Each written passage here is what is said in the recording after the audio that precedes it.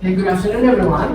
Good afternoon. On this occasion, I would like to present my presentation about semantics. But before that, let me introduce myself. My name is Bramanda, the student identification number 23120211032.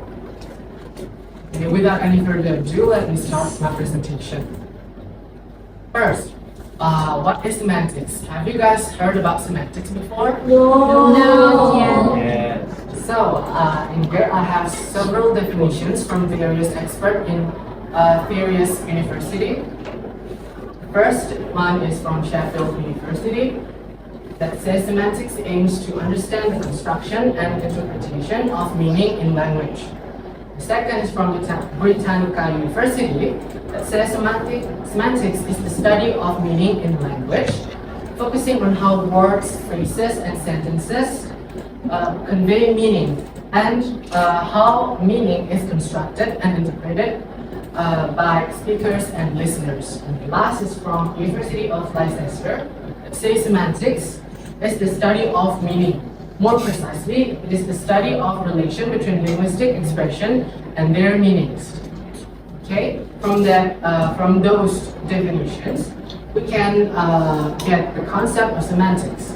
Semantics refers to the study of meaning in language, including the meaning of words, phrases, and sentences, and also text.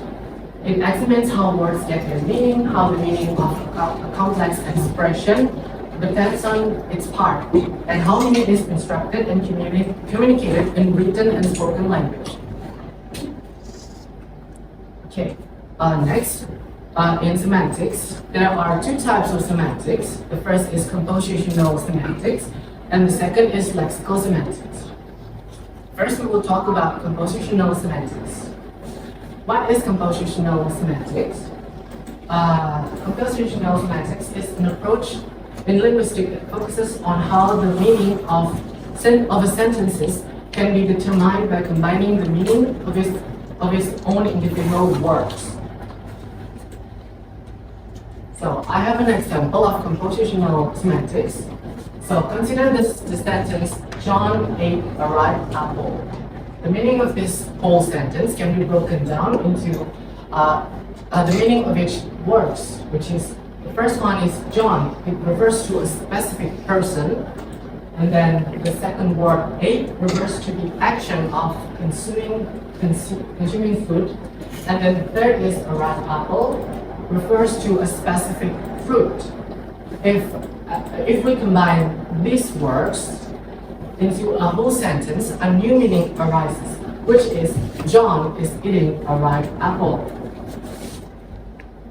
Okay, understand everyone? Yes. I have another example. Consider this the sentence, the sun sets in the west. If we break this sentence into its individual words, the sun refers to the star at the center of our solar system. The word sets refers to the action of the sun moving below the horizon, and the word in the west specifies the directions where the sun moves below the horizon. If we combine these words into a whole sentence, we get a new meaning, which is the sun is setting in the west. And the next, I will explain about lexical semantics. So what is lexical semantics? Lexical semantics focuses on the internal semantic structures of words and the semantic relation that occur within the vocabulary. In this type of semantics, there are theories of word meaning and lexical relations. First, we will talk about the theories of word meaning. In the theories of word meaning, there are divided into two, which is sense and reference. So what is sense and reference? Sense is the cognitive or abstract meaning of linguistic expression. It is the idea of or a concept that the expression conveys. And then reference refers to the object or entity in the external world to which a linguistic expression stands for. Can you guys understand that? Yes. Okay, I have an example. Let's say the example is table. table. So the sense of word table would be the concept of a flat surface with legs which can be used to hold things. That is the sense or cognitive. And then reference refers to the word table, which is the physical object or the counterpart of the sense of table. Understand? I have another example. So consider the word the President of the United States. So the sense of that phrase refers to the concept or idea of the head or of the executive branch of United States government. And the reference would be the specific individual that holding the positions of the presidents of the United States at the given time. Right now it is Joe Biden. Joe Biden is the reference of the phrase, and the sense of the phrase is the concept or idea of the head executive of the United States. Next, another example would be Superman. So, the sense of Superman is the superhuman or superhero persona, and the reference of that phrase would be the physical body of Superman itself, the Superman, the physical body. Understand, everyone? Yes. Next, I will talk about Mexico relation, which is divided into 6. We have first one is synonym, the second one is antonym, the third one is hyphonym, the fourth one is homonym, fifth one is polysemy, and the last is metonym. First, the first is synonym. I think, of course, everyone already know what is a synonym. A synonym is a word that has the same or nearly the same meaning with another word. For example, tall has the same meaning of high, so it can be determined that tall is the synonym of high. Ugly has the same meaning with horrible, and happy has the same meaning with joyful. I didn't give that much examples because I already know almost everyone must have known this topic. The second is antonym, or what is an antonym? An antonym is a word that has the opposite meaning of another word. For example, good has the opposite meanings with bad. So from there, the antonym of good is bad. Same with male has the antonym with female. The antonym of up is down and feather. Third is hyphonym. What is a hyphonym? Hyphonym is a word that is more specific term within broader category. So, for example, pink, yellow, and blue. We all know that those three words is categorized into category color, which is color. If you think color, it has a broader category. But if we think about the word pink, yellow, blue, it only has a specific meaning, which is the color of that word. But pink, yellow, blue, red, etc. can be categorized into the category of color. Same as dog, cat, tiger. We all know dog, cat, tiger are animals. Therefore, we can categorize dog, cat, and tiger as the category of animal. That is hyphonym. Same with rose, tulip, gardenia. We all know that those three are kinds of flowers. Therefore, it falls into the category of flower. So next we have homonyms. What is homonyms? Homonyms are words that are spelled and or pronounced the same but have different meanings.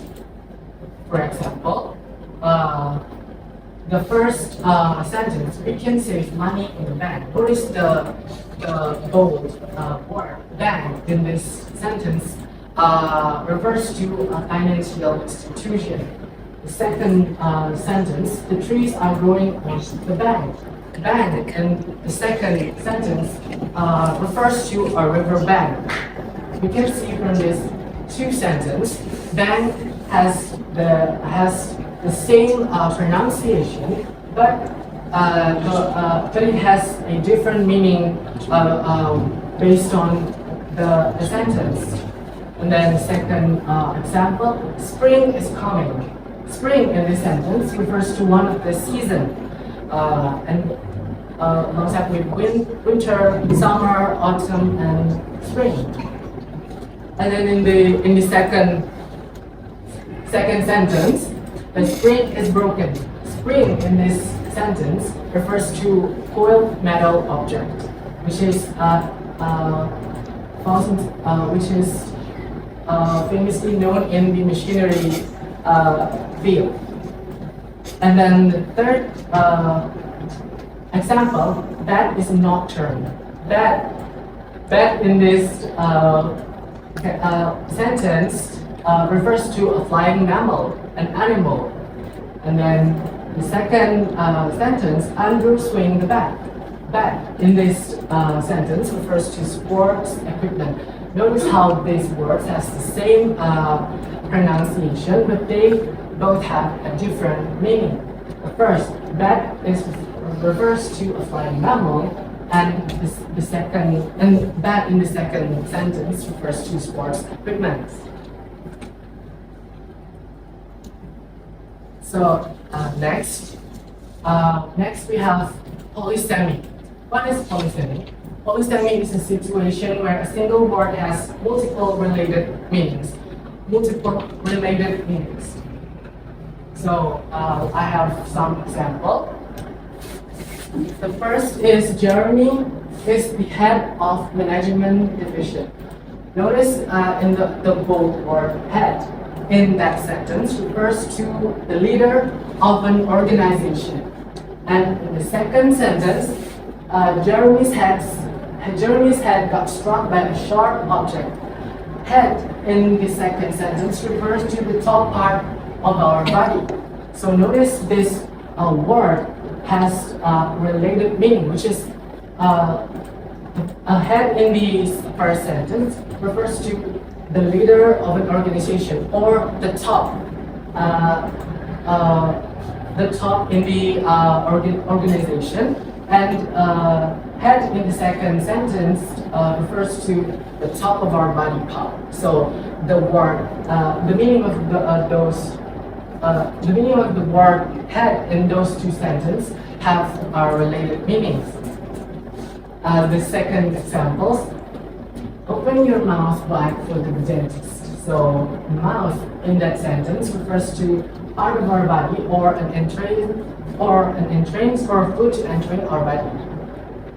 And then the second sentence, the cave had a dark gaping mouth. So mouth in the second sentence refers to an entrance or a cave. So notice how these two words has a different meaning, still relating, which is an entrance of something. Mouth in the first sentence refers to an entrance of our body, for foot entering our body, and the second sentence, mouth refers to the entrance for a cave. I have another example. The first sentence, she likes to run in the park every morning. Run in this sentence refers to a physical movement or exercise. And then in the second sentence, he decides to run a small business. Run in the second sentence refers to operation or managing something. So the verb run demonstrates polysemy in terms of motion and control. Understand, everyone? Yes. Next, the last part of lexical relation, we have metonym. What is metonym? Metonym is a type of figurative language or a figure of speech that refers to a thing by the name of something associated with it. The word that replaces the original thing is called a metonym. Here are some examples of metonym. The first is the White House. The meaning of the White House used to refers to the U.S. administration office. And then the second example is the crown. the meaning of the crown stands for monarchy or a royal person. The third is Hollywood. The meaning of Hollywood represents the Western film industry. One of the famous examples would be the crown as the metonym. For example, if somebody wants to say, I swore allegiance to the crown, this doesn't literally mean that they pledge their loyalty to a piece of a fancy headwear, but they are saying, I swore allegiance to the queen. A crown is something closely associated with a queen, so which is why we can replace the word queen with crown, and we still understand the meaning. Next, the example would be the first example, the dish. The meaning of the dish is an entire plate of food. For example, in word, what's your favorite dish? Dish in have the meaning of an entire plate of food. The second example would be heart. The meaning of heart can be reversed to love or passion. For example, in sentence, I gave you my heart. That means I give you my love. And then the second example, I put my heart into work, which means passion. So passion and love has closely associated with heart. That's why it can be replaced to the word love or passion. Understand, everyone? Yes. So next, I have quizzes, games for us. Wait a minute.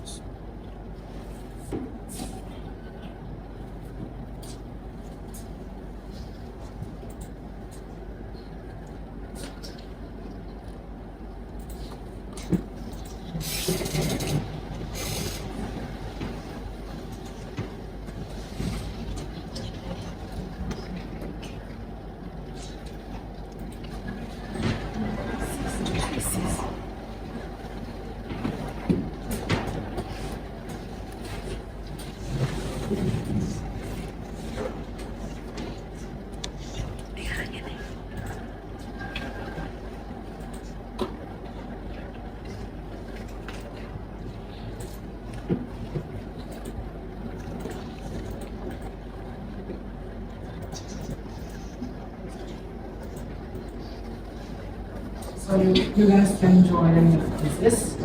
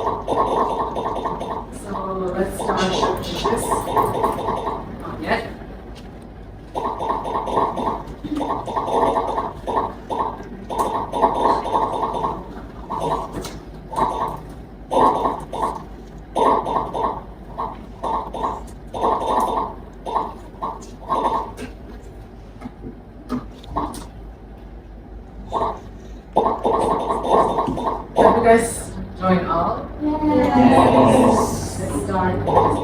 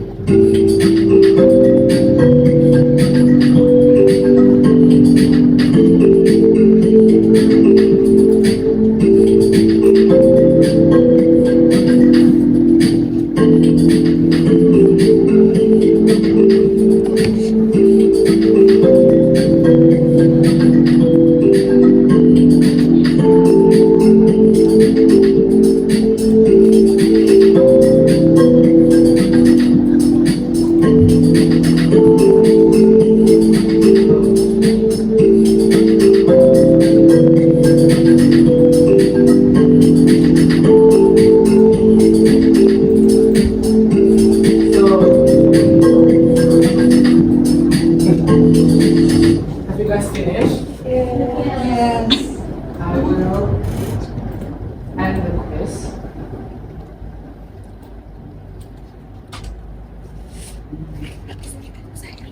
So congratulations to the top 3. Next, I will explain a little bit about the question.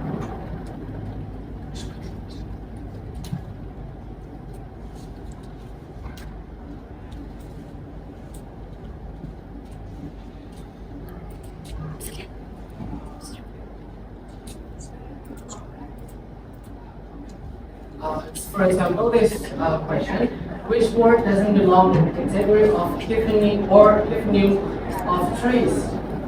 The answer is leaf. Why? Because mahogany is a kind of tree. Acacia is also kinds of tree. Oak is also a kind of tree. So the only word that doesn't belong in the eponym of trees is leaves. So, and this one question, which word can be categorized into homonym or word that has multiple different meanings despite having the same pronunciation? The answer is cloud. Why? So cloud can refer into 2 different things. The first is cloud.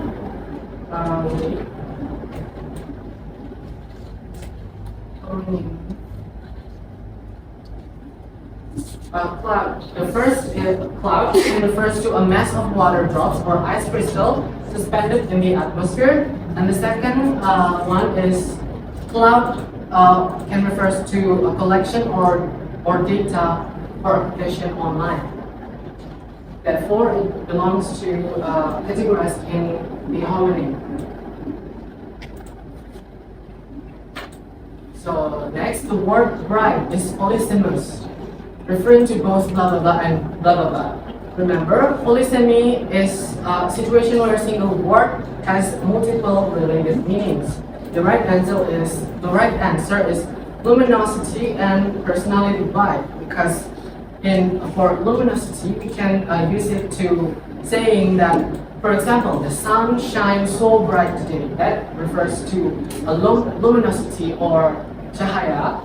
And then the second is for personality, which is in sentence we can use as she is a bright student, which can be which can be used to which can be used as a personality.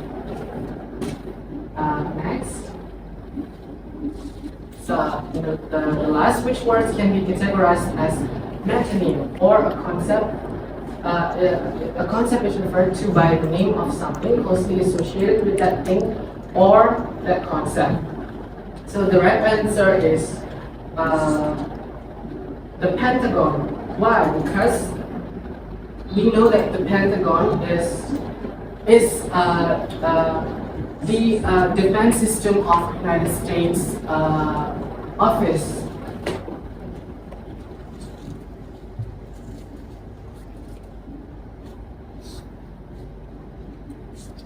I think that's all for the game. Here is the summary. So semantics is the study of meaning in language, including the meaning of word, phrases, sentences, and text. It examines how words get their meaning, how the meaning of a complex expression depends on its part, and how meaning is constructed and communicated in written or spoken language. It is consists in 2 parts: compositional semantics and lexical semantics. Lexical semantics has 2 parts, which is theory of word meaning, which consists of sense and reference, and lexical theories, which consist with synonym, antonym, eponym, homonym, polysemy, and metonym. So I think that's all about my presentation. Thank you for your attention, and I'm sorry if I said something wrong. Thank you.